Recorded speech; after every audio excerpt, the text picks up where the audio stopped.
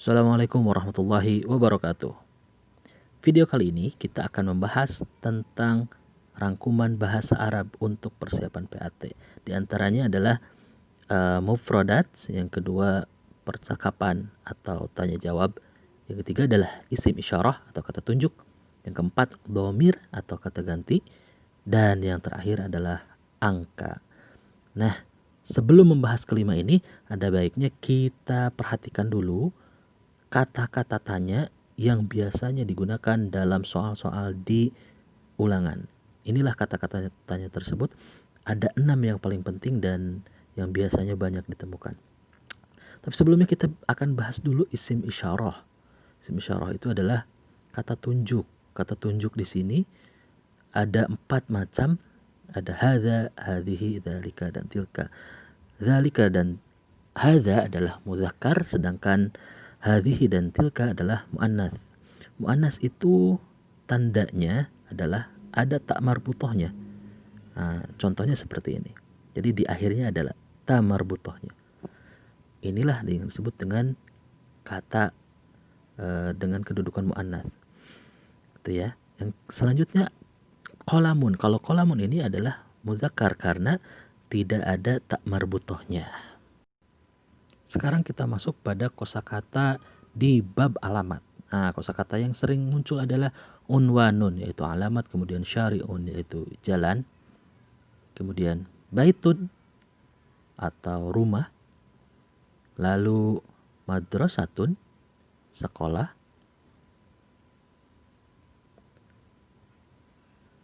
rokmun, yaitu nomor, dan hatifun, yaitu telepon.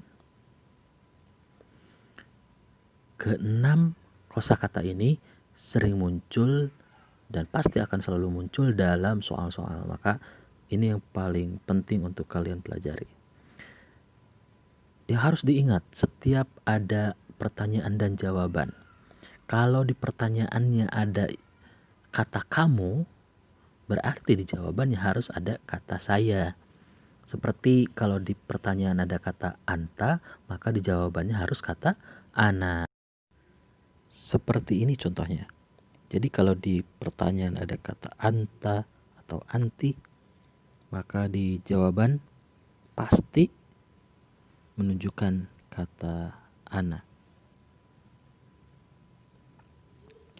Atau jika di pertanyaannya ada domir mutasil yang menunjukkan kata kamu dengan tulisan kaf, yaitu ka atau ki, maka di jawaban harus ada domir mutasil pula yang menunjukkan makna saya, yaitu dengan ya mati. Domir atau kata ganti itu sebetulnya ada 14, namun yang sering muncul ada 6. Ada huwa, ada hiya, ada anta, ada anti, ada ana, dan nahnu. Ini domir mutasil, munfasil. Sekarang domir mutasilnya. Pertama ada hu, ha, ka, ki, ya, dan na. Maknanya masing-masing adalah dia laki-laki, kemudian dia perempuan, kamu laki-laki, kamu perempuan, saya, dan kita atau kami. Jadi kalau kita bicara tentang domir mutasil, ya mati itu menunjukkan makna ku atau saya. Ka itu mu untuk laki-laki, ki itu mu untuk perempuan, hu-nya untuk laki-laki, ha untuk nya untuk perempuan. Dan semua ini menunjukkan kepunyaan atau kepemilikan. Jadi kelima ini menunjukkan kepunyaan.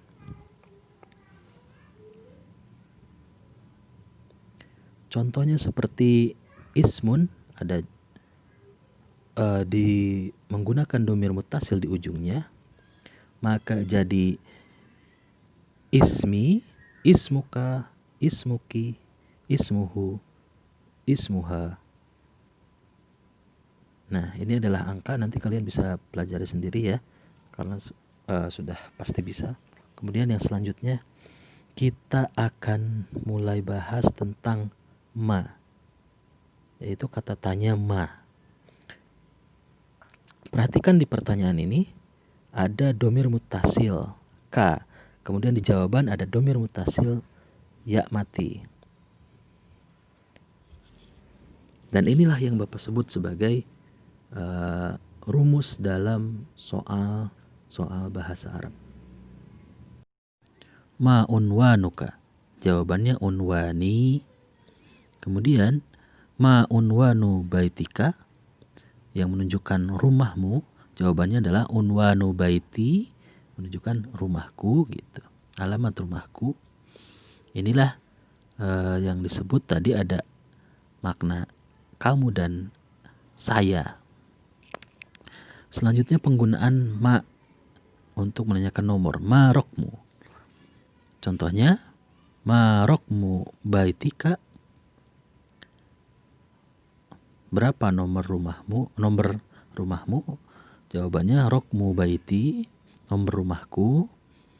Nah, langsung ada nomornya di sini. Jadi rokmu baiti arbaatun contohnya.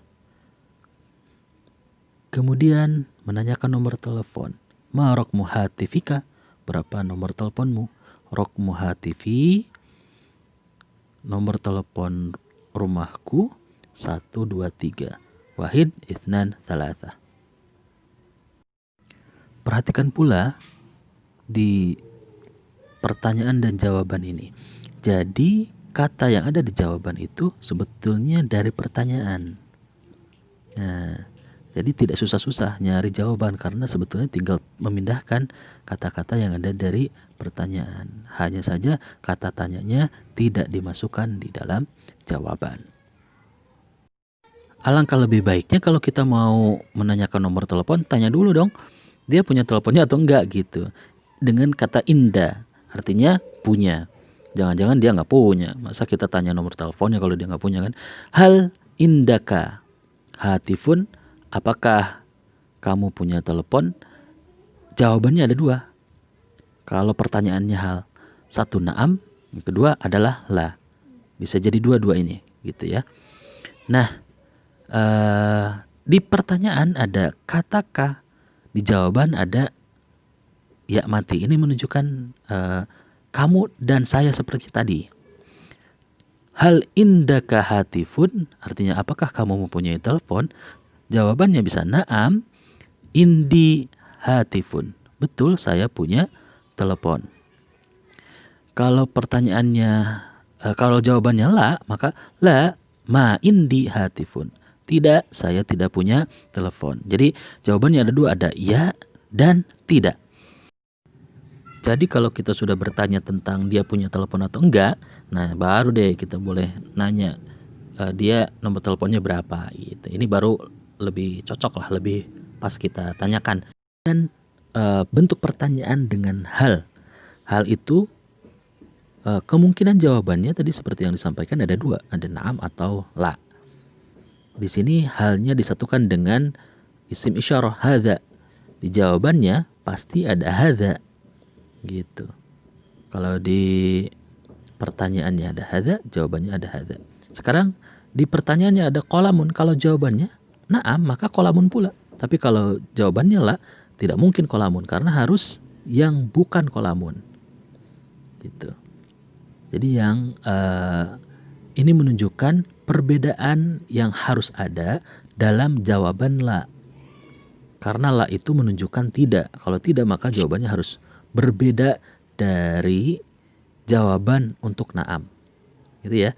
Jadi katanya berbeda dengan yang ada di pertanyaan untuk jawaban la. Jadi hal anta tilmidun, na'am ana tilmidun. Kalau la-nya la ana tilmidatun. Nah, tilmidatun ini adalah berbeda. Dengan kata lain, dengan simbolnya kita bisa bilang kalau la itu cari deh jawaban yang lain, jangan sama kayak yang di soal gitu. Jadi cari alternatif jawaban yang lain. Lanjut ke bentuk pertanyaan selanjutnya, yaitu man. Man ini adalah siapa? Man ini akan disatukan dengan domir munfasil. Nah, biasanya man anta, man anti, man huwa atau man hiya. Kalau man ana, itu judul lagu ya.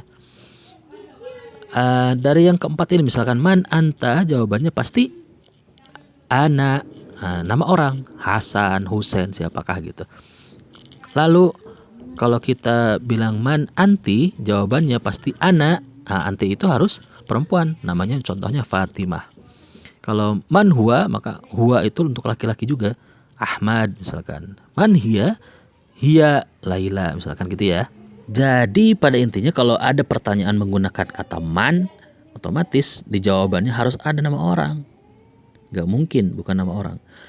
Nah, bedanya adalah kalau anta dan anti itu jawabannya harus ana, kalau huwa, huwa lagi, kalau hiya juga hiya lagi. Itu ya. Pembahasannya masih panjang nih, jadi santai dulu, tarik nafas dulu, sabar, kita belajar madza dan aina ya. Nanti baru kita lanjut ke bagian usratun atau keluarga. Baik, kalau kita belajar tentang madza, itu apa ya? Menunjukkan pada hal yang dilakukan. Jadi kalau ada kata madza, maka menanyakan apa yang dilakukan gitu. Seperti madza ta'malu, yang artinya adalah apa yang kamu kerjakan. Jadi itu pertanyaan tentang apa yang kita kerjakan gitu. Kemudian madza taqra'u, apa yang kamu baca. Ini menunjukkan yang dilakukan berarti kan ya. Madza yang kedua yaitu adalah madza untuk menanyakan atau menunjukkan keberadaan sesuatu. Kalau madza menunjukkan sesuatu, maka harus ada kata yang menunjukkan tempat. Di sini contohnya adalah fi. Madza fil baiti, maka jawabannya fil baiti kursiyun. Apa yang ada di dalam rumah? Yang ada di rumah itu adalah kursi. Perhatikan ya. Selanjutnya, madza amamal masjidi. Amama ini juga menunjukkan keberadaan tempat. Seperti fi, kalau fi tadi di dalam, sekarang amama itu di depan. Jadi apa yang ada di depan masjid? Yang ada di depan masjid itu adalah sekolah.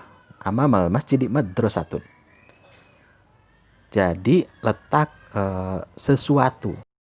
Keberadaan letak yang lainnya bisa ada ala, kan, tahta, dan seterusnya. Gitu ya. Masuk pada bahasan selanjutnya. Ini adalah tentang keluarga. Nah, ini merupakan bab terakhir, usratun atau keluarga. Mari kita bahas. Pertama adalah kosakatanya dulu. Ada abun, ada ummun, kemudian jaddun, jaddatun, ada ammun, ada ammatun, ada akhun, ada ukhtun, kemudian ibnun, ibnatun, khalun, dan khalatun.